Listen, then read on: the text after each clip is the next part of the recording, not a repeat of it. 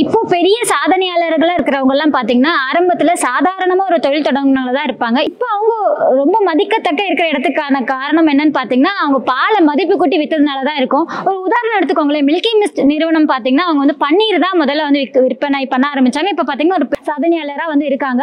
அதே மாதிரிதான் பாலை வந்து பாலா விற்கிறத விட மதிப்பு கூட்டி வித்தோம்னா அதோட லாபமும் வந்து பல்மடங்கு இருக்கும். இப்போ நீங்க பாக்குறது பாத்தீங்கன்னா கிரீம் செப்பரேட்டர் என்ன பண்ணும் அப்படின்னு பாத்தீங்கன்னா பால் இதுல ஊத்துனீங்கன்னா பால் ஸ்கிம்டு மில்க் தனியாவும் கிரீம் தனியாவும் வந்து இது பிரிச்சு கொடுத்துரும். அந்த கிரீமை வந்து நீங்க கிரீமாவோ இல்லைன்னா வெண்ணையாவோ இல்ல அதுல இருந்து நெய் பண்ணியோ நீங்க வந்து விற்பனை பண்ண முடியும்.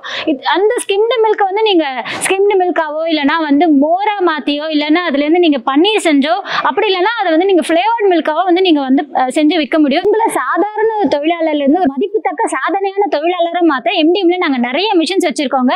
இந்த கிரீம் செப்பரேட்டர் மட்டும் இல்லாம பாலை மதிப்பு கூட்டலுக்கு தேவையான பல வகையான மாடல் எம்டிஎம்ல இருக்கு. அது மட்டும் இல்ல, இப்ப அது எல்லாமே 3000 ரூபாயில இருந்து 30,000 ரூபாய் வரைக்கும் விலை தள்ளுபடி போயிட்டு இருக்கு. அது என்ன ஆஃபர்ஸ், அது என்ன மிஷின், அதை வச்சு நான் எப்படி தொழில் தொடங்கலாம் அப்படின்ற உங்களுக்கு சந்தேகம் எல்லாமே போக வீடியோல இருக்க நம்பருக்கு கால் பண்ணீங்கன்னா எல்லாமே தெளிவாயிரும்.